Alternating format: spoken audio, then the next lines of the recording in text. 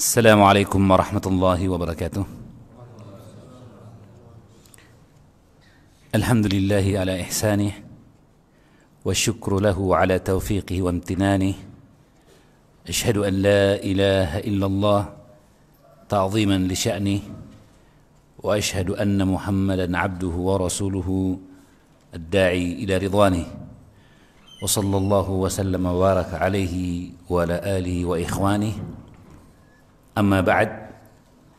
Hadirin jemaah salat subuh yang dimuliakan Allah Subhanahu wa taala.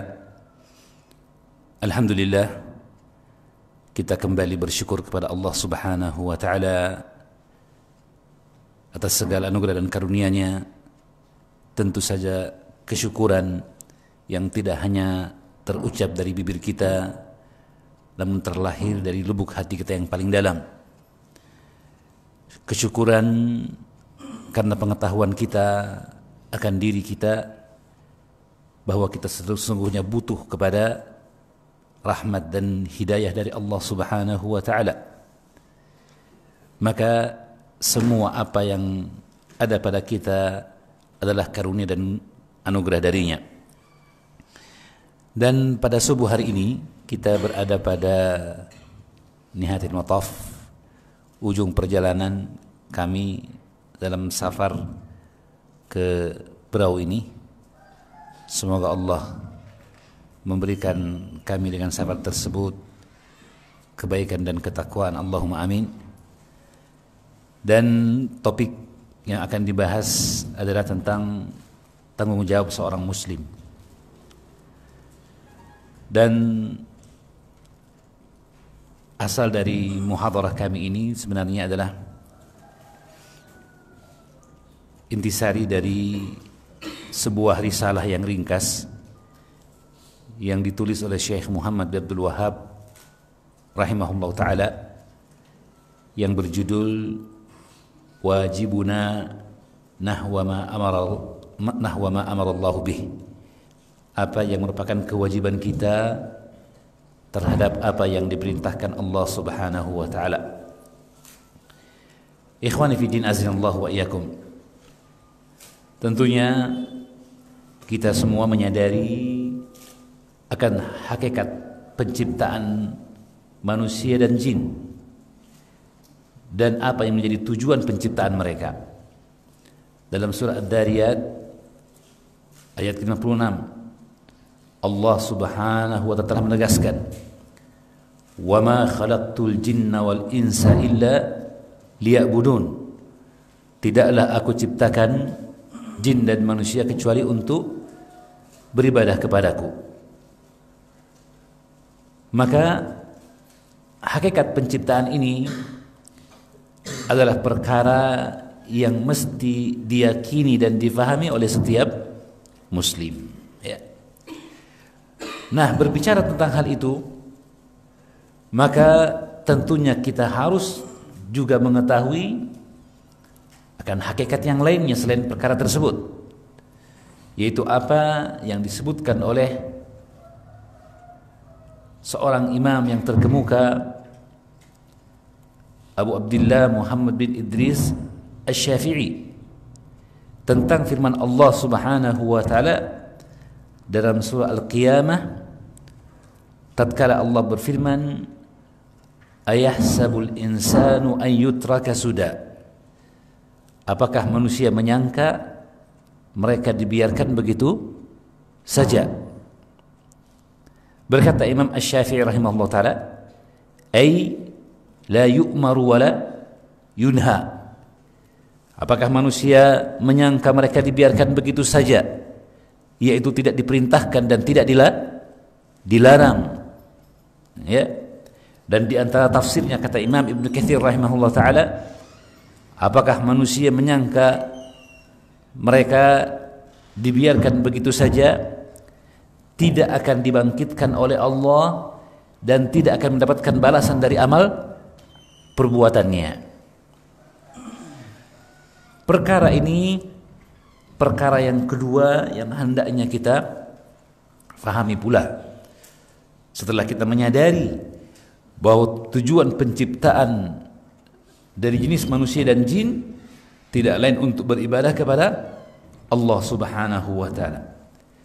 Dan perkara yang kedua tadi, yaitu bahwa Allah Subhanahu wa taala tidak menciptakan semua apa yang di muka bumi ini sia-sia, tanpa tujuan, tanpa arah, dan tanpa adanya perhitungan nantinya.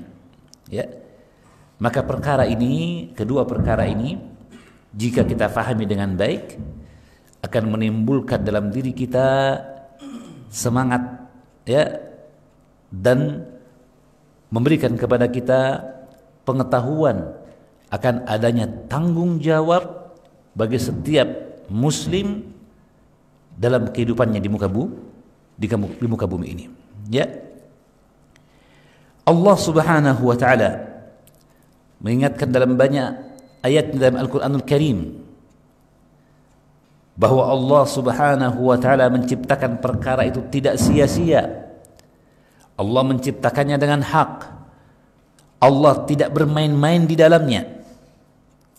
Dalam surah An-Nahl ayat ketiga, Allah Subhanahu wa taala berfirman, "Khalaqas samawati wal arda bil haqqi, ta'ala 'amma yusyrikun."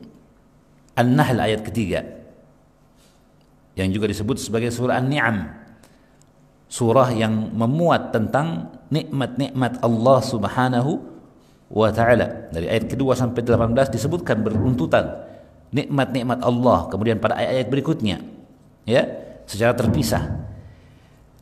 Dan di antara apa yang diingatkan oleh Allah Subhanahu wa taala adalah bahwa Allah menciptakan langit dan bumi dengan hak, dengan benar. Ta'ala amma yusyrikun. Maha suci Allah dari apa yang mereka persekutukan Allah dengannya. Ya. Maka ayat ini yang ringkas ini menunjukkan kepada kita bahwa keyakinan seorang mukmin, semua apa yang Allah ciptakan di langit dan di bumi, bahkan penciptaan langit dan bumi, itu adalah hak.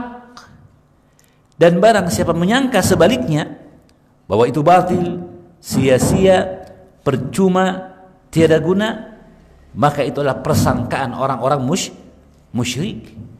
Maka Allah setelah menyebutkan perkara tadi, mensucikan dirinya. Ta'ala, tanazzah wa taqaddasa. Allah maha suci, ya.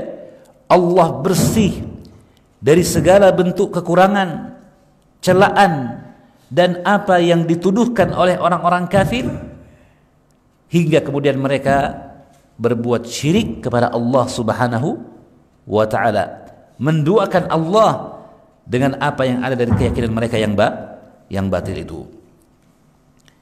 Dalam surah Shad ayat ke-27 sampai 28, Allah menegaskan pula,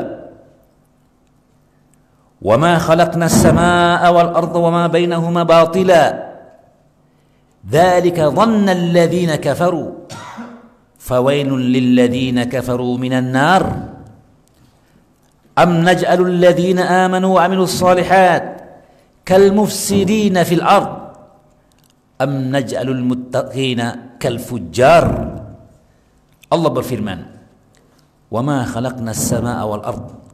Kami tidaklah menciptakan langit dan bumi batila, dalam keadaan batil. Lihat ayat yang tadi surah An-Nahl ayat 3, ya, bahwa Allah menciptakan langit dan bumi dengan hak. Maka Allah tidak menciptakannya dengan batil. Dzalika dhanna alladhina kafaru. Bahwa diciptakan langit dan bumi dengan batil, itu persangkaan orang-orang kafir. Menguatkan yang tadi, maka Allah mengatakan, "Ta'ala amma yusyrikun." Jadi ini persangkaan orang kafir. Maka Allah ingatkan, "Fawailul lil ladzina kafaru minan nar." Maka celakalah, wail bagi orang-orang kafir dari azab neraka. Na'udzubillah. Lalu Allah ingatkan, "Am naj'alul ladzina amanu wa 'amilus shalihat kal mufsidina fil ard." Apakah pantas bagi kami untuk kami jadikan orang-orang yang beriman dan beramal soleh sama keadaannya dengan orang-orang yang berbuat kerusakan di muka bumi? Atau apakah kami menjadikan orang-orang yang bertakwa seperti orang-orang fajir? Ya. Kenapa itu terjadi? Kalau dikatakan tidak ada hari kebangkitan, kalau dikatakan tidak ada hari perhitungan, manusia terlahir di muka bumi, hidup, lalu mati, selesai. Ya. Lalu apa yang membedakan antara orang yang soleh dengan orang yang toleh, orang yang beriman dengan orang yang kafir, jika tidak ada hari kebangkitan? Jelas ya? Maka ini persangkaan orang-orang kafir, menyangka bahwa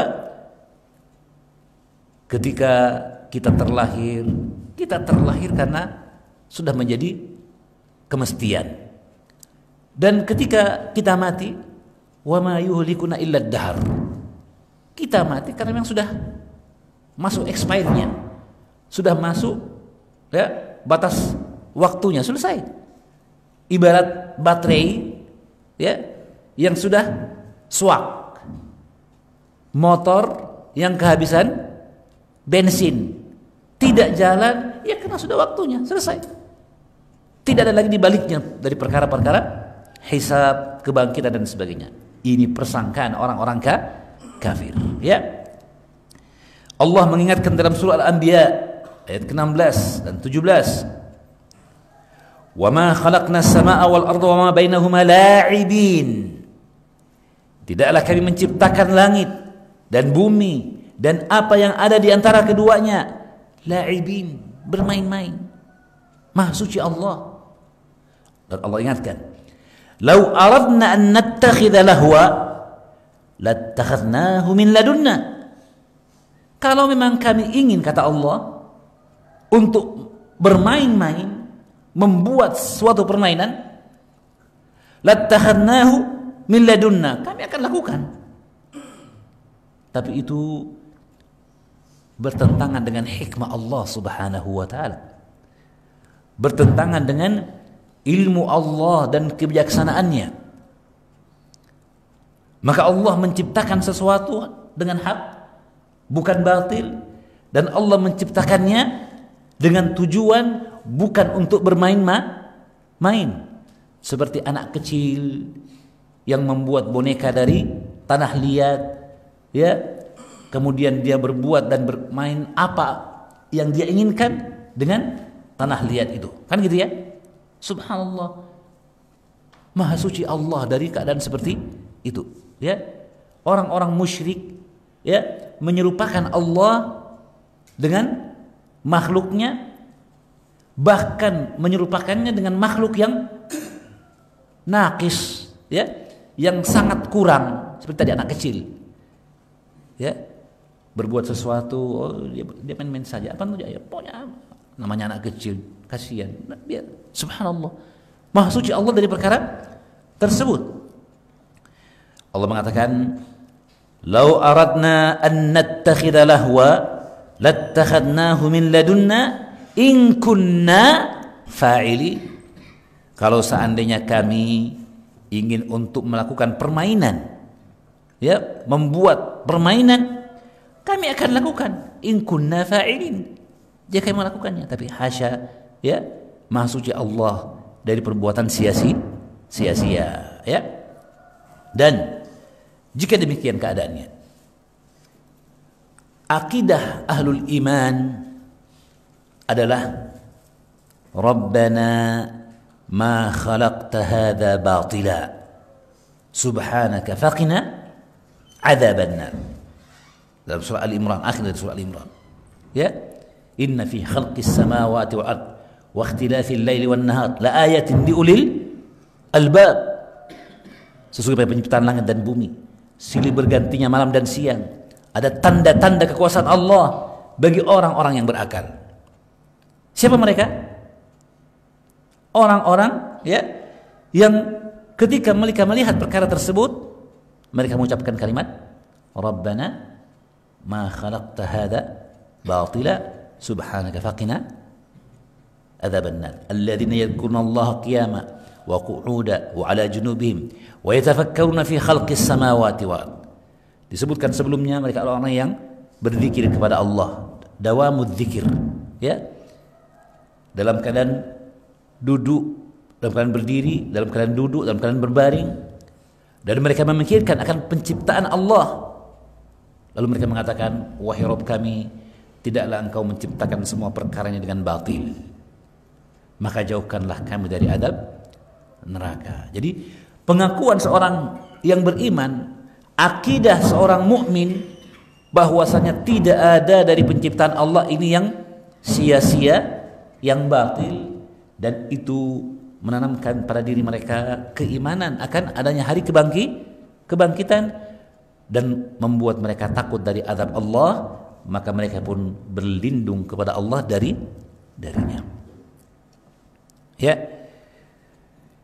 Maka terakhir dari kumpulan ayat adalah surah Al-Mu'minun ayat 116, di mana Allah dalam ayat-ayat sebelumnya menyebutkan keadaan para penghuni neraka. Na'udzubillah minan nar, ya. Lalu kemudian pada ayat 119 Allah berfirman, "Afa hasibtum annama khalaqnakum 'abatha wa annakum ilaina la turja'un? Fata'ala Allahul Malikul Haqq, la ilaha illa huwa rabbul arsyil karim." Allah berfirman, apakah kalian menyangka bahwa kalian diciptakan Allah sia-sia dan bahwa kalian tidak akan dikembalikan kepadaku? Ini maksudnya, artinya iman kepada hari kebangkitan. Setiap orang yang mengingkari hari kebangkitan, mengingkari hari pembalasan, maka dia berarti orang yang menyangka Allah menciptakan segala hal sia-sia, kan gitu. Kalau tidak ada pertanggungjawaban, tidak ada perhitungan, berarti akan sama keadaan orang beriman dengan orang kafir. Orang yang beriman beramal soleh sama dengan orang yang berbuat kerusakan di muka bumi, sama. Tidak ada tanggung jawab karena tidak adanya, ya, hukuman dan siksa, pahala dan ampunan, karena tidak ada kebangkitan. Maka ini batil, ya. Maka Allah mensucikan dirinya dari apa yang disangkakan oleh orang-orang kafir. Fata'ala Allahul Malikul Haqq, Maha suci Allah, Raja yang hak, la ilaha illahu, tidak ada sembahan yang berhak disembah kecuali Dia, Rabbul Arsyil Karim, Dialah pencipta Arsy Al-Karim. Maka ikhwani fiddin, ayat ke-116 dari surah Al-Mu'minun ini, kalau kita baca rentetannya dari awal, dari ayat 114, 112 sebelumnya, kita akan dapatkan bahwa ini berkaitan dengan keadaan orang-orang kafir. Allah mengatakan, ikhsa'u fiha, diamlah kalian di dalamnya. Allah menyebutkan apa yang mereka dapatkan dari adab, sampai kemudian Allah mengingatkan dengan kalimat ini, dengan firman-Nya, afasibtum annama khalaqnakum abatha. Apa kalian menyangka kalian diciptakan sia-sia? Maka ini menunjukkan kepada kita bahwa setiap mukmin punya tanggung jawab. Ya. Apa itu? Bahwa dia akan ditanya nanti tentang perbuatannya di muka bumi. Ada hari kebangkitan, hari ketika masing-masing orang mendapatkan perhitungan dari amalnya. Allahumma sallim, semoga Allah menyelamatkan kita. Ya, maka jika demikian, ketahuilah sesungguhnya ada tanggung jawab kita berkaitan dengan, ya, kehidupan kita di muka bumi ini, ya. Dan tanggung jawab itu disebutkan oleh Syekh Muhammad bin Abdul Wahhab. Kata beliau, "Idza amara Allahu al-'abda bi amrin wajaba 'alaihi fihi sab'u maratiba." Kata beliau rahimahullahu taala, "Idza amara Allahu al-'abda bi amrin," jika Allah Subhanahu wa taala memerintahkan kepada hambanya satu perkara, maka Allah wajibkan bagi mereka ya dalam perkara itu 7 tingkatan. Maka ini yang disebut dengan tanggung jawab seorang muslim. Wajibuna nahwa ma amara Allah bihi. Apa yang menjadi tanggung jawab setiap orang berkaitan dengan perintah Allah Subhanahu wa taala? Ada berapa tadi? Ada 7. Ya. Yang pertama, al-awwal al-ilmu bihi. Al-ilmu bima amara Allah bihi. Ilmu akan apa yang Allah perintahkan. Yang kedua, ats-tsaniyah, mahabbatuhu, kecintaan akan apa yang Allah perintahkan. Ats-tsalitsatu, yang ketiga, al-azmu 'alal fi'li, tekad yang kuat untuk mengerjakannya. Perintah. Saya ulangi, yang pertama al-ilmu bihi, ilmu tentangnya. Kedua, mahabbatuhu, kecintaan kepadanya. Ketiga, al-azmu ala fi'lihi, al-azmu ala al-fi'li, tekad yang kuat untuk melaksanakannya. Ar-rabi'ah, yang keempat, al-amal, beramal dengannya. Al-khamisatu, yang kelima, kaunuhu yaqa'u ala al-mashru'i khalisan sawaba. Kaunuhu yaqa'u ala al-mashru'i khalisan sawaba, bahwa apa yang Allah perintahkan itu ya dikerjakan sesuai dengan apa dia disyariatkan, sesuai dengan ya disyariatkannya perkara tersebut, yaitu khalisan sawaba, ikhlas karena Allah, sawab ay muwafaqatus sunnah, sesuai dengan tuntunan baginda Nabi sallallahu alaihi wasallam. Itu yang kelima. Yang keenam,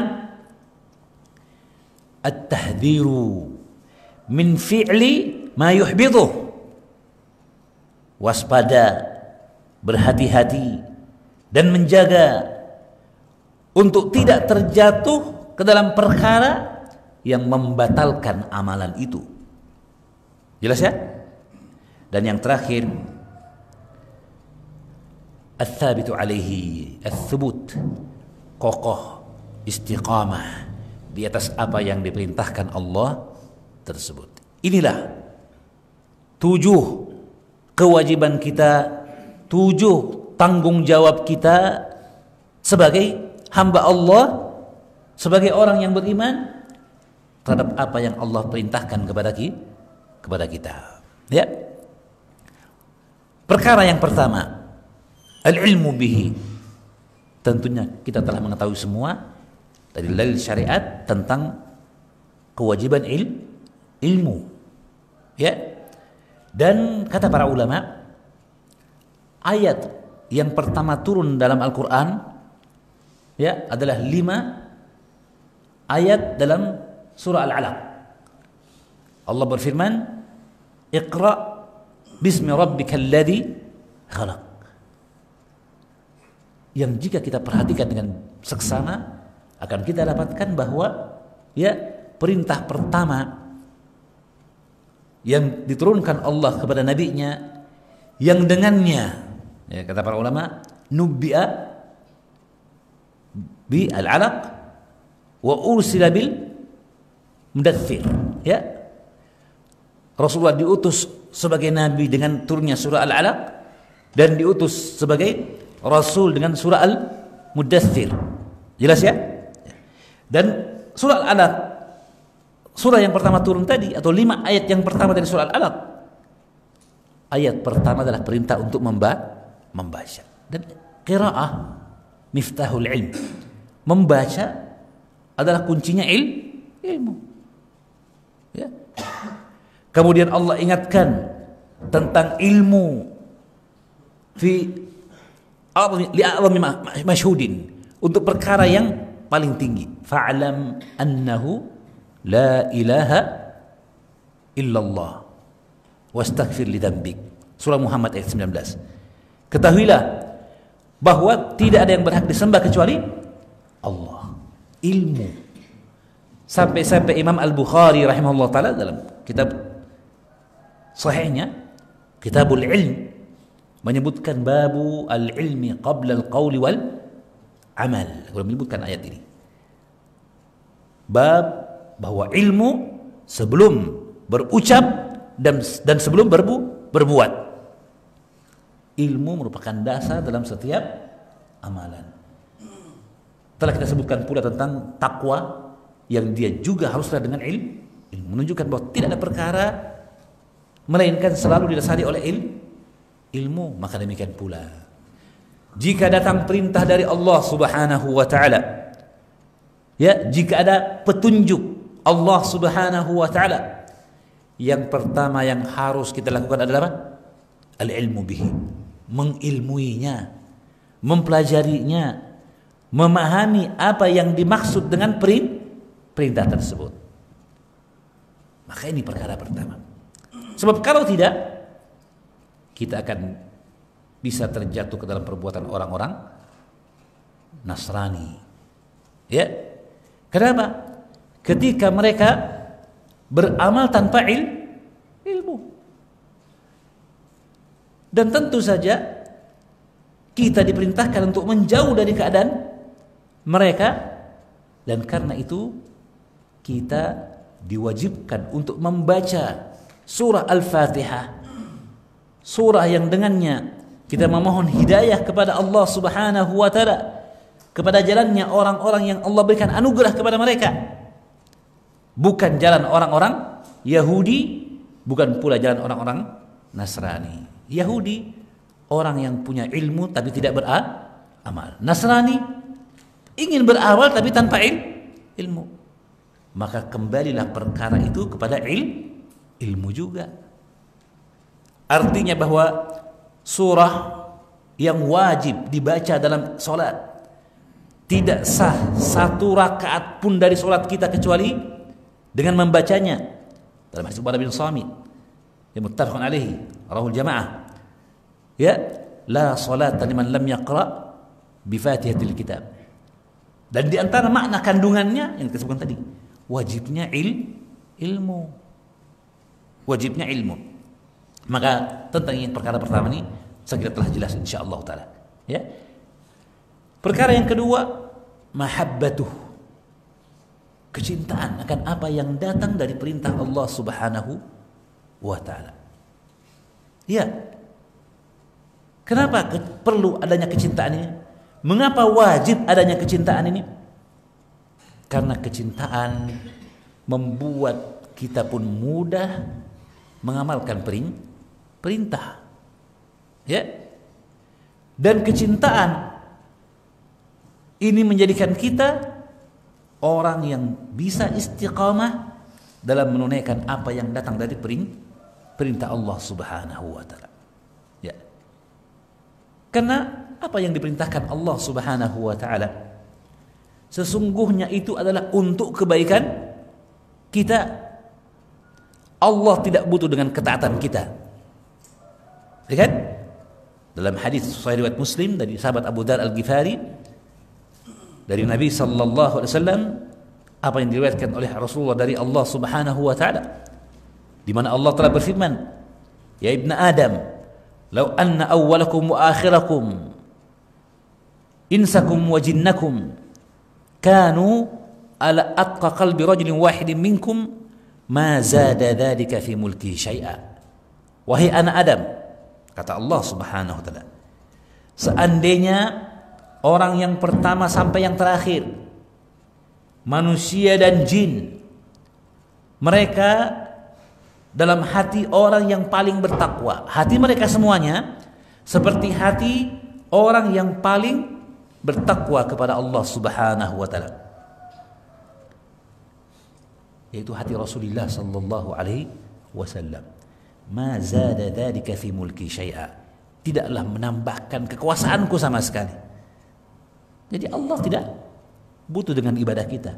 Kita yang butuh kepada ibadah tersebut. Allah Subhanahu wa taala tidak ingin memperberat-berat kita. Ya, tetapi Allah menginginkan bagi kita keselamatan. Ya, kalau begitu apa yang Allah perintahkan, cintailah dia. Dalam hadis wali Allah, hadis yang disebutkan pula oleh Imam Nawawi dalam Arba'un, ya, min mabani al-Islam wa qawaid al-ahkam, Rasulullah bersabda dari apa yang diriwayatkan dari Allah Subhanahu wa taala, bahwa Allah berfirman, "Man 'adali waliyan," barang siapa yang memusuhi waliku, faqad baraztuhu bil harbi, maka aku akan menampakkan baginya peperangan. Ya. Dan kemudian Allah menyebutkan tentang kecintaannya kepada wali-wali Allah tersebut. Ya, bahwa tidak ada dari amalan yang paling Allah cintai untuk seorang hamba mendekatkan diri kepadanya melainkan dari apa-apa yang diwajibkan Allah. Wa la yazalu 'abdi yataqarrabu ilayya bin nawafil hatta uhibbahu, dan hambaku terus-menerus mendekatkan diri kepadaku hingga aku mencintainya. Maka disebutkan melaksanakan kewajiban itu adalah perkara yang paling Allah cintai. Ya. Maka menunjukkan kepada kita kalau begitu perintah Allah itu adalah dari cinta Allah kepada hambanya. Maka kita pun haruslah menghadirkan kecintaan kita kepada apa yang diperintahkan Allah. Paham ya? Seorang anak, ya, mendapatkan pengawasan, bimbingan, arahan dari orang tuanya, kan gitu ya? Karena itu ia diperintahkan kepada sesuatu dan dilarang dari perkara yang lainnya. Paham ya? Apakah orang tua melakukan hal itu hanya demi kesenangan pribadinya? Orang tua kita? Tidak kan? Tapi untuk kemaslahatan kita. Nah, kalau main jangan dekat-dekat sumur ya. Nah, jangan pegang-pegang korek api nyala-nyalakan ya. Nanti kebakaran, kan gitu ya? Ya. Kita diperintahkan, kita dilarang dan sebagainya. Karena kasih sayang orang tua kita. Walillahi mathalul a'la. Dan bagi Allah sifat yang mulia. Ya. Allah mencintai hambanya dan menginginkan bagi mereka kebaikan, maka Allah memerintahkan dan melarang. Jadi ibaratnya apa yang datang dari perintah Allah itu tanda cinta Allah kepada kita. Allah tidak biarkan kita sia-sia, jelas ya?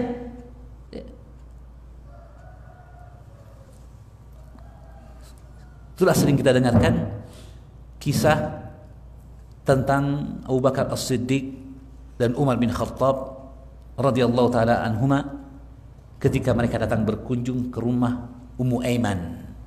Ummu Aiman, wanita sahabiah yang semasa hidupnya Nabi sallallahu alaihi wasallam beliau sering berkunjung kepadanya.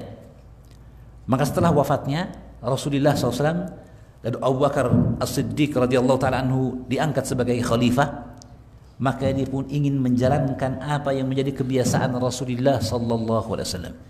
Maka dia menyambung hubungan dengan orang-orang yang Nabi di masa hidupnya menyambung hubungan dengan mereka. Di antaranya Ummu Aiman. Maka dia pun berkunjung ke rumahnya. Mendapatkan kunjungan Abu Bakar As-Siddiq dan Umar bin Khattab radhiyallahu taala anhuma, Ummu Aiman sedih, menangis. Maka Abu Bakar menegurnya dan mengatakan, "Wahai Ummu Aiman, janganlah engkau menangis. Bukankah apa yang ada pada Nabi sekarang ini adalah kebaikan?" Ya. Abu Bakar menyangka bahwa Ummu Aiman menangis karena terkenang oleh Rasulullah yang biasa menjenguknya, dan yang sekarang yang menjenguknya adalah khalifahnya Rasulullah, yaitu Abu Bakar As-Siddiq, karena Rasulullah telah wafat. Disangka inilah sebab menangisnya Ummu Aiman. Maka berkata Ummu Aiman, "Aku tidak menangis karena wafatnya Rasulullah sallallahu alaihi wasallam. Aku tahu itu tentang kesedihan tentu saja, musibah yang besar. Tetapi sesungguhnya aku tangisi bukanlah wafatnya Nabi, dan bukanlah bahwa beliau sesungguhnya dalam keadaan yang lebih baik dibanding keadaannya sebelumnya. Tetapi aku menangis karena wahyu telah terputus. Ketika saya sadar yang menjenguk saya adalah Abu Bakar As-Siddiq, Khalifatun Nabi sallallahu alaihi wasallam. Ketika saya sadar bukanlah Rasulullah yang menjenguk saya karena beliau telah wafat, ketika itu pula saya sadar bahwa wafatnya Rasulullah berarti terputusnya wahyu. Terputusnya wahyu berarti tidak akan ada lagi perintah dan larangan. Ya, tidak akan ada lagi berita-berita yang datang yang mewajibkan keimanan akan berita-berita tersebut. Kan gitu ya? Al-Quran imma khabaran musaddaq, apakah dia kabar yang wajib untuk diimani, atau ya hukum yang wajib untuk dilaksanakan, kan gitu ya? Perintah atau larangan, kan gitu ya? Dua itu saja. Wafatnya Rasulullah berarti wahyu telah selesai, dan selesainya wahyu berarti ya, tanda kasih Allah kepada hambanya dengan turunnya syariat pun telah selesai. Tinggal mengamalkan apa yang ada dalam Al-Quranul Karim dan sunnah Nabi sallallahu alaihi wasallam. Maka dia pun menangis. Dia menangis karena menyadari bahwa apa yang ada dari syariat Al-Quran dan sunnah Nabi adalah kecintaan Allah kepada hambanya. Subhanallah. Maka ketika beliau menyampaikan hal itu, Abu Bakar As-Siddiq dan Umar bin Khattab pun kemudian menangis bersama mereka. Allahu Akbar. Ini menunjukkan kecintaan para sahabat yang tulus akan apa yang datang dari syariat Allah Subhanahu wa ta'ala. Maka ini kewajiban kita yang kedua. Setelah mengilmui apa yang diperintahkan Allah Subhanahu wa ta'ala, wajiblah kita hadirkan kecintaan kita kepada apa yang Allah perintahkan itu. Bahwa apa yang Allah perintahkan bukanlah ya untuk kebaikan Allah, namun untuk kebaikan tidak. Bukanlah perkara yang memberatkan, karena dia tanda kecintaan Allah kepada kita.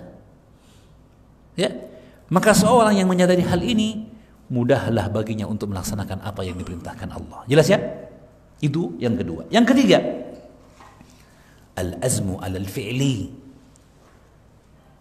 Tekad untuk melaksanakan amal yang diperintahkan itu.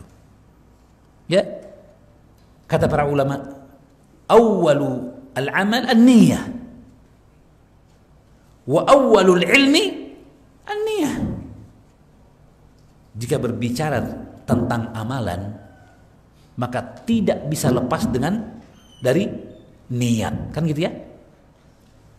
Innamal a'malu bin niat. Sesungguhnya setiap amal itu tergantung kepada niatnya. Dan ini perintah membutuhkan amalan. Maka amalan yang pertama dalam suatu amalan adalah niat, menghadirkan niat. Dan tadi disebutkan bahwa sebelum beramal kita wajib mengilmui apa yang akan diamalkan itu. Dan ilmu yang pertama adalah niat pula. Niat. Dan niat itulah al-azmu al-muakkad alal fi'il. Tekad yang kuat, semangat yang kokoh untuk melaksanakan suatu perbuatan. Semangat ini akan menyebabkan kita, ya, tekad yang kuat ini akan menyebabkan kita beramal dengan apa yang diperintahkan Allah ala wajhil ihsan, dalam bentuk amal yang terbaik. Amal ihsan, bukan amal ala kadarnya, bukan berbuat asal lepas beban. Tidak kan? Kenapa? Karena kita menghadirkan bahwa kita melaksanakan ini semata karena Allah. Dan Allah Subhanahu wa ta'ala membalas amal perbuatan seseorang dengan kadar niatnya. Wa innama likulli imri'in manawa. Maka kewajiban seorang muslim, seorang mukmin yang ketiga, al-azmu alal fi'il. Yang kalau dibahas oleh para ulama diringkas kenapa? Ya, dia bertekad kuat menjaga niatnya, bahkan mempelajari fiqhun niyah, mempelajari fikih niat. Apa fikih niat? Itu bagaimana seorang mendapatkan pahala yang besar meskipun dengan amal yang kecil. Ya, mendapatkan begitu banyak pahala meskipun yang diamalkan hanya satu amalan saja. Kata para ulama, rubba amalin saghirin tu'azzimuhu an-niyah. Berbanyak amalan yang kecil, sederhana, tapi menjadi besar karena niat. Senyum saja, ya, yang dia ada sedekah. Kata Nabi, la tahqiranna minal ma'rufi syai'an. Jangan remehkan perkara ma'ruf meskipun kecil. Walau antal ka'akhaka wajhin taliq, meskipun bertemu dengan saudaramu dengan wajah yang berseri. La tahqiranna jaratun hadiyata jarihi walau fi sinasyatin. Janganlah seorang tetangga meremehkan hadiah dari tetangganya meskipun hanya kuku kambing. Ya, artinya perkara yang remeh. Ya. Bagaimana caranya? Ya, dengan tadi dihadirkan niatnya, ya, dia agungkan bahwa yang saya laksanakan ini adalah perintah Allah Subhanahu wa taala, bentuk dari mengagungkan Allah Subhanahu wa taala dan kemaslahatan dari apa yang ia kerjakan kembalinya kepada dirinya. Orang yang seperti ini dapatkan pahala yang besar meskipun dengan amal yang kecil. Ya. Kemudian di antara fikih niat tadi, satu amalan dihadirkan berbagai macam niat hingga ia mendapatkan balasan karena masing-masing niat tadi. Ya. Seorang yang membantu saudaranya, dia hadirkan di dalamnya keinginan untuk beramal soleh, niat untuk meringankan orang lain, ya, semangat untuk mempermudah urusan orang lain. Semua niat-niat ini membuahkan pahala. Maka dari fiqhun niyah adalah takfirun nawaya, memperbanyak niat untuk satu amal. Ya, seperti orang yang masuk ke masjid setelah atau pada waktu subuh menjelang ditegakkannya sholat subuh, kan gitu ya. Waktu sempit, ya. Sedangkan di sana ada keterangan dari Nabi sallallahu alaihi wasallam yang menunjukkan bahwa rakaat al-fajr khairun minad dunya wa ma fiha. 2 rakaat sunnah fajar lebih baik dari dunia dan seisinya. Ya, kemudian dia berpikir juga, bukankah ada juga sholat tahiyatul masjid yang disyariatkan atau sholat sunnah wudu yang disyariatkan setelah kita berwudu. Sementara waktu sempit, maka kata para ulama, dia melaksanakan rakaat al-fajr, 2 rakaat sunnah fajar, hadirkan sholat dengan niat dalam sholatnya tersebut sunnah fajar, dan menghadirkan pula sunnah wudu atau tahiyatul masjid. Kemudian dia sholat dengan satu amalan dapatkan 2 pahala. Takfirun nawaya, memperbanyak niat. Ya, setiap kali melaksanakan sebuah amalan, kita pikir, ini kira-kira niat apa yang bisa saya masukkan dalam amal ini yang dengannya saya dapatkan keutamaan dari Allah, pahala darinya. 1, ada lagi 2, bisa 3, 4. Hadirkan semua itu, maka kita dapatkan keutamaan yang besar karena adanya niat tadi. Ini disebut dengan apa? Fiqhun niyah. Fiqhun niyah. Maka ikhwani fiddin, ini perkara yang ketiga. Dan seperti disebutkan tadi, bahwa awal dari niat, awal dari amal adalah niat, dan awal dari ilmu adalah niat, ya. Kemudian yang keempat, tentu saja melaksanakan dari perintah Allah Subhanahu wa taala. Itu yang dia. Jangan sampai kita seperti orang-orang Yahudi tadi yang kita berlindung dari perbuatan mereka minimal 17 kali dalam sehari semalam. Kan gitu ya? Berlindung kepada Allah dari jalannya orang-orang yang Allah murkai. Siapa mereka? Yahudi. Kenapa? Mereka punya ilmu tadi tapi tidak beramal. Apa gunanya kita punya ilmu tentang apa yang diperintahkan Allah? Ya. Kemudian kita punya tekad untuk mengamalkannya, mengaku cinta untuk mengerjakannya, lalu tidak mengamalkannya. Ya. Maka wajib untuk kita beramal dengan apa yang diperintahkan Allah Subhanahu wa taala. Namun tidak cukup hanya dengan beramal saja. Lihat perkara yang kelima, yaitu melaksanakan amal sesuai dengan petunjuk pelaksanaannya, sesuai dengan prosedur pelaksanaannya, protap. Kan gitu ya? Ya. Karena Allah yang memerintahkan perkara ibadah juga telah menerangkan kepada kita apa-apa yang menjadi syarat pelaksanaan dari ibadah tersebut. Jelas ya? Ya. Maka dua perkara yang harus dijaga. Itu apa? Apa yang diperintahkan Allah itu kita kerjakan dengan ikhlas dan dengan sesuai sunnah Nabi sallallahu alaihi wasallam. Perkataan Fudail bin Iyad. Ya. Maka ikhwani fiddin, ini perkara yang selanjutnya, perkara yang kelima.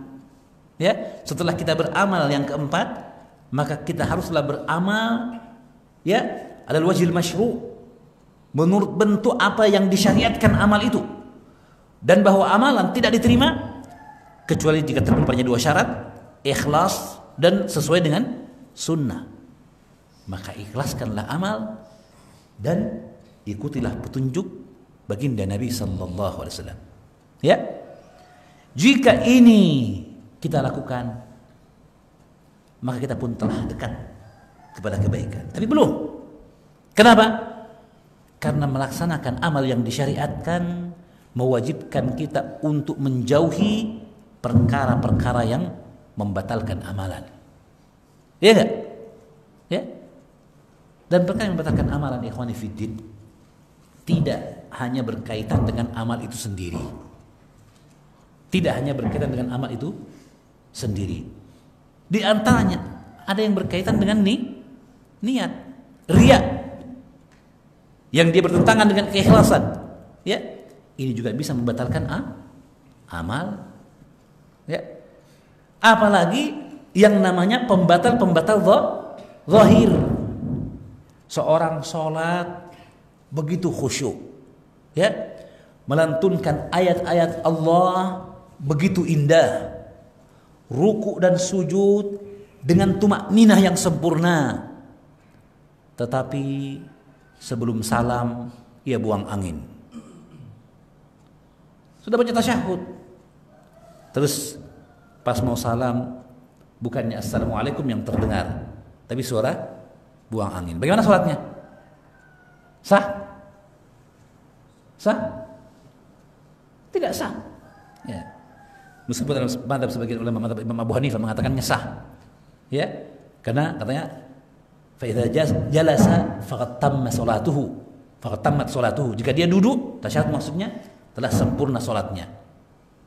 Ya, namun ini mazhab yang marjuh, yang rajih adalah bahwa tidaklah sempurna salatnya hingga dia mengucapkan salam. Karena Rasulullah bersabda hadis Ali bin Abi Thalib dari Abu Sa'id Al-Khudri, "Miftahus salati at-tuhur wa tahrimuha at-takbir wa tahliluha at-taslim." Nanti salam baru sempurna. Lihatlah pentingnya menjaga apa yang bisa membatalkan amalan. Paham ya? Ya, bayangkan dia sudah luar biasa ikhlasnya, sungguh-sungguhnya, khusyuknya, bacaannya, tumakninanya, tapi ada pembatalnya, tidak ada gunanya. Harus ulang lagi meskipun tinggal orang bilang sibit tok mami, tinggal sedikit saja, tinggal salam gitu. Tapi dia rukun dari ibadah itu. Ketika belum terpenuhi, belum dikatakan sempurna ibadah tersebut, maka waspadalah. Jika itu keadaannya pada akhir amalan, sebelum sempurnanya, demikian pula apalagi pada waktu kita beramal. Apalagi kita harus jaga. Ya. Dan bahkan dalam Islam kita dapatkan pembatal amalan itu bahkan mungkin terjadi jauh setelah amal itu dikerjakan. Waspada. Saya ulangi. Pembatal suatu amalan mungkin terjadi jauh setelah selesainya amal tersebut. Yang mungkin kita sendiri atau bahkan orang lain atau banyak orang sudah lupa amal itu. Ada yang tahu dalilnya? Ada yang tahu dalilnya? Ya, firman Allah surah Al-Baqarah, ya ayyuhalladzina amanu la tubtilu shadaqatikum bil manni wal adha. Wahai orang-orang beriman, jangan batalkan sedekah kalian dengan al-man, menyebut-nyebut pemberian, wal adha, dan cacian, umpatan, memberi sedekah tapi dengan mengumpat orang, menyakitinya. Tidak boleh. Batal amal itu. Ya. Yang penting sini al-man. Ya, menyebut-nyebut pemberian. Kita bersedekah 5 tahun yang lalu. Ya. Lalu kemudian kita ungkapkan itu kepada orang tadi. Saya kan dulu sudah sedekah sama kamu. Bayangkan 5 tahun yang lalu sudah kita kerjakan itu. Kita sudah dapatkan pahala sebenarnya dengannya. Tapi begitu kita sebutkan pemberian itu, ya, kita berman menyebutkan ya kebaikan kita pada orang lain yang kita menuntut dengannya balasan, segera hilang kebaikan itu. Musnah, batal. Ya. 5 tahun penantian kita sampai bahkan kematian nanti, kita berharap pahala sedekah itu bisa menjadi pembela kita, penambah timbangan kebaikan kita. Ternyata kita dapatkan kosong. Kata orang zong, kosong, tidak ada lagi. Kenapa? Kamu pernah sebutkan pemberianmu itu kepada orang tersebut 5 tahun setelah kau beramal. Astagfirullah. 10 tahun, 20 tahun, yang jelas bahkan jauh setelah kita beramal. Maka waspada. Pembatal tetaplah membatalkan, ya, kapanpun terjadinya.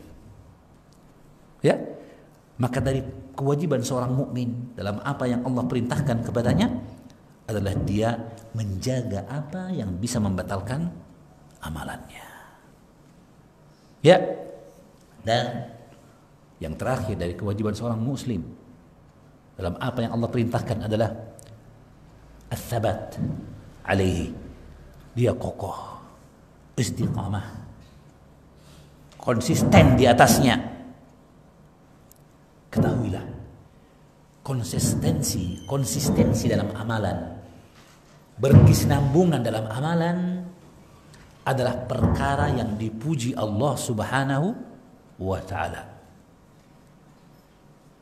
perkara yang dicintai Allah Subhanahu wa ta'ala. Kata Rasulullah SAW, ahabbul a'mali ila Allah adwamuha wa in qalla.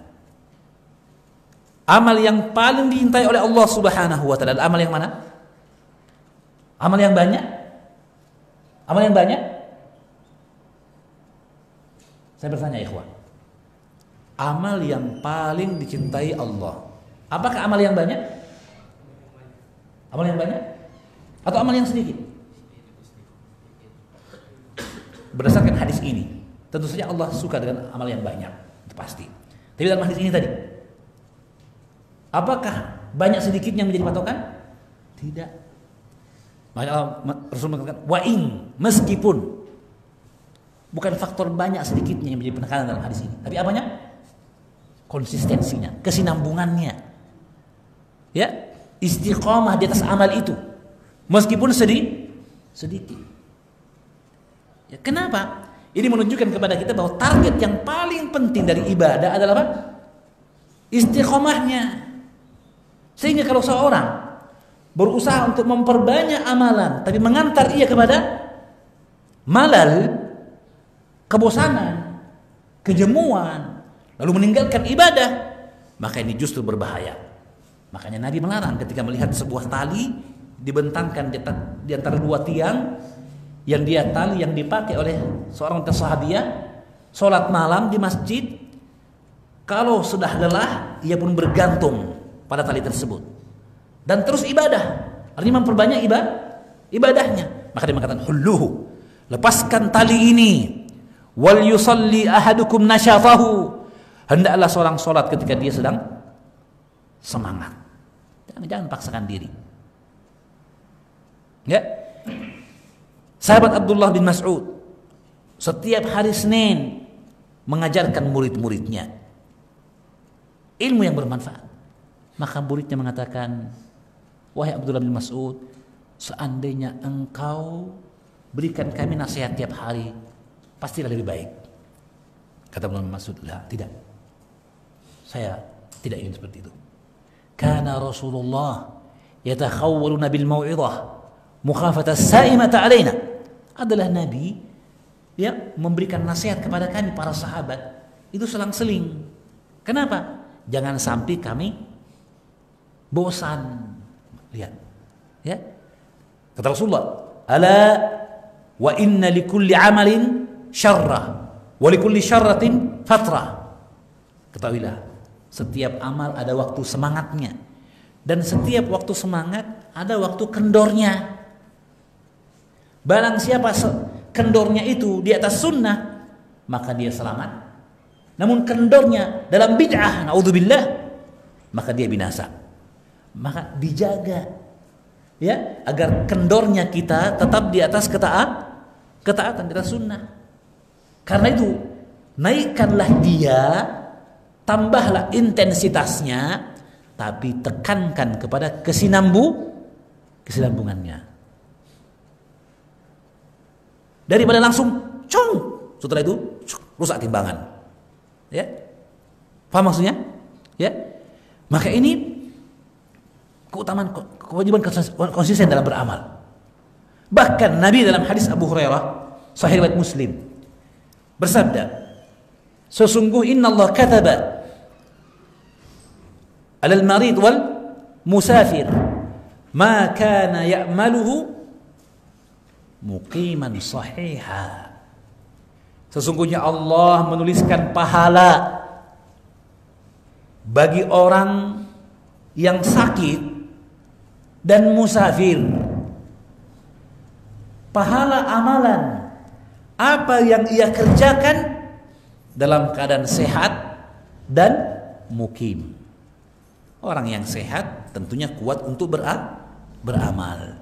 Orang yang safar, orang yang mukim berdiam, tidak terikat dengan perkara-perkara tertentu yang membuat sempitnya waktu baginya, kan gitu ya? Dia di rumah, maka dia bebas beribadah dan beramal. Ketika dia safar, terbatas waktunya, kan gitu ya? Ketika dia sakit, bahkan terbatas kemampuannya, kemampuan fisiknya terbatas.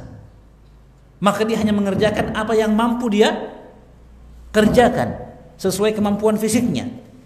Itu orang sakit. Orang musafir melaksanakan amalan yang mampu dia kerjakan dalam waktunya yang sempit, kan gitu ya? Tapi Allah menuliskan baginya pahala amal jika ia konsisten beramal dengan satu amalan ketika sehat dan mukimnya, yang tidak dikerjakan karena sakit dan safarnya. Ini menunjukkan apa? Keutamaan konsistensi dalam amal. Sehingga bahkan sekalipun seseorang itu tidak mampu beramal lagi, pahala amalnya tetap mengalir. Maka ini menunjukkan kepada kita kewajiban yang terakhir dari 7 kewajiban terhadap apa yang diperintahkan Allah Subhanahu wa taala. Tanggung jawab kita apa tadi? Ats-tsabat alaihi. Kokoh dalam amal apa yang diperintahkan Allah. Maka kita mengingatkan diri kami dan hadirin seluruhnya. Jika Allah berikan pada kita hidayah, Lalu Allah Subhanahu wa taala bukakan bagi kita satu pintu kebaikan. Dibuka satu pintu kebaikan. Apa saja itu? Pintu sedekah, pintu salat, pintu membantu orang lain, pintu akhlak yang mulia, murah senyum dan sebagainya. Pintu kebaikan. Paham ya? Fahafidh 'alaiha. Jaga itu. Ya, tetaplah dengan ciri itu. Artinya setiap mukmin hendaknya minimal punya ciri kebaikan yang itu menjadi cirinya. Kapan menjadi cirinya? Kalau ia konsisten di dalamnya. Wih, Masya Allah itu ikhwah. Setiap saya ketemu senyum terus. Kebaikan, kecil kelihatan bagi orang lain, tapi tidak besar di sisi Allah. Dan sekalipun suatu saat ia tidak mampu tersenyum lagi, kita tidak tahu, ya kan? Ada uratnya yang putus kah atau apa, ya kan? Sakit giginya, senyum orang sakit gigi dengan senyumnya, ya sudah dibayangkan ya. Pahalanya tetap mengalir bahwa dia orang yang tersenyum. Allahu Akbar. Saya ulangi, jika Allah berikan pada kita hidayah, lalu Allah bukakan pada kita satu pintu dari pintu kebaikan, jagalah dia, peganglah dia, jadikan itu ciri kita. Sepantasnya setiap mukmin ya menghadirkan semua kebaikan dalam dirinya, ya, dan semua ciri-ciri orang yang beriman ada pada dirinya. Tadi demikianlah, kita sering lalai, ya, kita pilih-pilih kadang, sempatnya ini dan sempatnya itu, paham ya? Pilih apa yang mudah bagi kita, apa yang Allah bukakan pintu itu bagi kita, konsisten di dalamnya, jaga dia, ya. Dengan itu pahala akan mengalir, bahkan sekalipun kita tidak mampu lagi melaksanakannya. Ya, ini faedah yang perlu kami ingatkan, dan dengannya kita menyelesaikan 7 kewajiban, 7 tanggung jawab seorang mukmin, ya, seorang muslim dalam kehidupannya.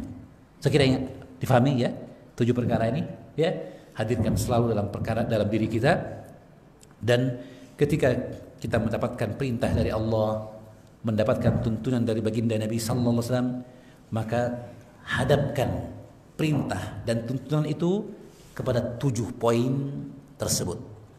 Lalu buatlah checklistnya, ilmu tentangnya. Sudah paham atau tidak? Oh belum, contreng dulu, pelajari. Sekarang saya paham, checklist, selesai. Melangkah ke berikutnya. Sudahkah terpenuhi? Checklist. Demikian seterusnya. Dan jika semuanya telah terchecklist, oke, maka semoga Allah menjadikan kita dari hamba-hambanya yang mengagungkan syiar Allah Subhanahu wa ta'ala, yang mencintai Allah dan Rasulnya lebih dari apapun, dan semoga Allah menjadikan kita dari orang-orang yang dimasukkan ke dalam keridhaannya. Allahumma amin. Ya, maka itu ikhwani fiddin yang bisa kami sampaikan dalam pertemuan kita. Mungkin ada pertanyaan dari jamaah akan apa yang kami sampaikan, maka kami persilahkan jika ada yang ingin ditanyakan. Baik, ada pertanyaan dari jamaah. Afwan Ustaz, apa hukumnya menyimpan barang-barang pusaka yang dianggap keramat? Jika mau dibuang, apakah dibuang saja atau dihancurkan dulu? Ya, barang-barang yang diyakini mengandung kekeramatan, ya, keramat, ya, maka sesungguhnya, ya, keramat atau yang sebenarnya adalah, kalau dalam bahasa saya disebut barokah, keberkahan itu, ya, keberkahan itu milik Allah Subhanahu wa ta'ala, dan Allah tetapkan keberkahan itu, ya, kepada apa yang Allah kehendaki. Maka ada air yang berberkah, ya, ada tanah yang berberkah, ya, ada amalan yang berberkah, ada waktu yang berberkah. Burika ummati fi bukuriha, diberkahi bagi umatku awal waktu mereka, kan gitu ya. Maka semua ini, ya, adalah, ya, jadi perhatiannya Dikatakan tadi keris keramat, keramat kan itu ya. Sebenarnya diambil dari bahasa Arab, kata serapan. Apa tuh? Karomah. Ya, karomah gitu. Dan kalau bicara tentang karomah, kemuliaan, haruslah dikembalikan kepada ketaatan kepada Allah dan Rasulnya. Karena itu berkata Imam Syafi'i rahimahullah ta'ala, Imam Syafi'i ya berkata, ya ketika ditanya kepada dia bahwa sebahagian ulama ya Safadi mengatakan, jika kalian melihat seseorang yang berjalan di atas air, maka jangan engkau percaya hingga engkau mengetahui kedudukannya terhadap sunnah Nabi. Kata Imam Syafi'i, sadaqah, betul ucapannya. Bahkan aku tambahkan, kata beliau, idza ra'aitumur rajula yatiru fil hawa wa yamshi 'alal ma' fala tusaddiquhu hatta ta'lamu mutaba'atahu bi Rasulillah sallallahu alaihi wasallam. Beliau tambahkan. Bahkan saya tambahkan, kalau engkau melihat ada orang yang mampu terbang di udara atau berjalan di atas air, maka jangan benarkan ia hingga engkau mengetahui bagaimana dia mengikuti sunnah Rasul sallallahu alaihi wasallam. Maka karomah yang sesungguhnya yang banyak orang cari itu, ya, itu hanya ada pada istiqomah, konsisten di atas ketaatan. Dan Imam Ibn Abil Izz Al-Hanafi menyebutkan dalam perkara Karamatul Aulia, ya, nukilan dari para ulama yang intinya menunjukkan banyaknya orang yang mencari karomah, cari karomah, keris keramat, barang keramat yang dicari. Padahal yang namanya karomah buah dari istiqomah. Kalau ada selain istiqomah yang mendatangkan karomah, kata beliau, itu ihanah. Orang-orang mencuri, ya, berbuat bid'ah, datang karomah, itu bukan karomah. Itu ihanah dari syaitan, tipuan dari syaitan. Paham ya? Ya. Maka lihatlah, karomah hanya ada dalam istiqamah. Bahkan kata Ibnu Taimiyah, bahkan karomah yang paling mulia adalah istiqamah itu sendiri. Ya, jadi jangan tunggu. Saya berharap kalau saya ada begini, ketika ada kecelakaan saya terbang. Ya, ketika saya ditembak tidak kena peluru. Ini karomah. Tidak. Yang kita minta adalah, ya Allah, kalaupun peluru itu tembus ke jantung saya, wafatkan saya di atas tauhid. Ini istiqomah namanya. Paham ya? Ya. Semua orang kan akan mati. Paham ya? Cuma cara matinya beda-beda. Dan kita minta kepada Allah kematian yang baik. Dan ada amalan-amalan yang melindungi kita dari kematian yang jelek. Jelas ya? Tapi jika datang ketentuan Allah, maka terjadi apa yang terjadi. Maka mintalah kepada Allah istiqamah, yang dia inti dan pokok dari semua karomah. Seorang mengatakan, oh ini wali hebat ini. Kenapa? Kalau begini dia. Pernah kami begini, tiba-tiba dia begitu. Terus ada yang mengatakan, ini tahu ya? Dia juga wali. Apa kelebihannya? Maka yang ditanyakan kelebihannya dalam artian apa? Imbalannya saja. Pernahkah dia begini terus begitu? Begitu terus begini? Kita lupa bahwa wali Allah adalah yang taat kepada Allah, bertakwa, beriman. Maka setiap orang beriman wali Allah. Maka ketika ia istiqamah, dialah wali Allah. Ada padanya karomah dari Allah Subhanahu wa taala yang merupakan inti dari semua karomah. Adapun tidak tertusuk, ya, pedang dan sebagainya di dunia, itu hanya bonus. Paham ya? Orang cuma lihat bonusnya saja, ya, tidak lihat hakikatnya. Ya. Sehingga banyak orang terseret kepada apa? Bentuk pengisian. Nah, mana siapa yang mau karomah? Sini saya isi. Ada maharnya tapi, ya, minum air dulu tapi, dan sebagainya. Ini kok karomah diperjualbelikan? Ya, ini bukan karomah ini namanya. Ya, bisnis dengan kebohongan, ya. Maka lihat ikhwani fiddin, ya. Karomah itu asalnya dari itu tadi. Maka yang benar, kalimat yang tepat adalah barokah. Keberkahan, kebaikan yang ada dalam suatu perkara itu. Dan barokah tadi dari Allah Subhanahu wa taala, Allah pada yang lain. Nah, adapun saja kan punya berkah dan sebagainya. Mana dalilnya? Jika tidak ada, maka dia bersih. Kalaupun ada asar dampak bahwa kadang tiba-tiba dia berdiri, taruh di sini tiba-tiba berpindah ke sana, itu berarti ada yang pindahkan, kan gitu ya? Cuma kita tidak lihat. Mungkin ada jinnya, ada penunggunya, ya, ada yang menjaganya. Kenapa? Karena adanya bentuk-bentuk kesyirikan dalam perawatan benda-benda itu.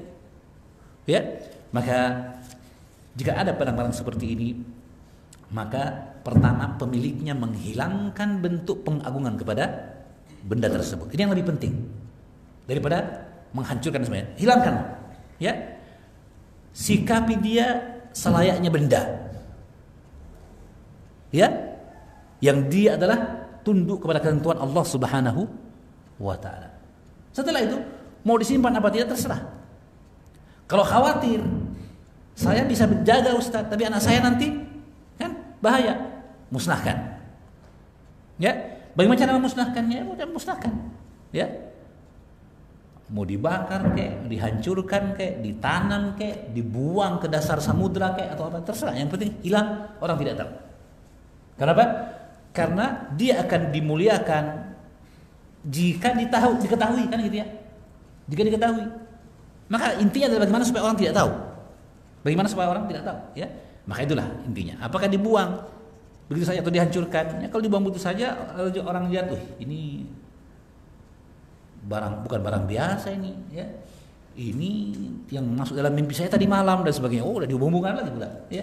Maka ya, dihancurkan itu yang terbaik, ataupun ditanam di tempat tertentu yang diharapkan tidak ada orang yang menemukannya, itu juga baik. Intinya adalah disimpan pun tidak masalah, asal ingatkan apa yang ada dari perkara yang berkaitan dengan keyakinan tadi, hilangkan semua apa yang ada dari keyakinan yang batil tadi, ya. Amalkan atau perlakukan dia seperti makhluk Allah yang lainnya yang butuh kepada Allah Subhanahu wa taala, tunduk pada ketentuannya, ya. Paham ya? Jangan diperlakukan dengan istimewa, jangan, ya. Itu akan semakin justru memelihara, ya, penjaganya kata orang, ya, jin-jin yang mendampinginya, ya. Allahumma musta'an. Saya kira itu tentang perkara yang kita masalah barang keramat ini, ya. Saya kira cukup, ya. Mudah-mudahan apa yang kami sampaikan bermanfaat bagi diri kami dan hadirin seluruhnya. Dan kami secara pribadi mengucapkan jazakumullahu khairan kepada Ustaz Abdullah dan kepada ketua yayasan dan seluruh ikhwah yang ada di Berau yang tidak mungkin kami sebutkan satu persatu namanya. Jazakumullahu khairan atas sambutan yang luar biasa, atas semangat dan kesungguhan antum untuk kita saling berwasiat di atas kebaikan dalam kesabaran dan dengan bingkai kasih sayang ini.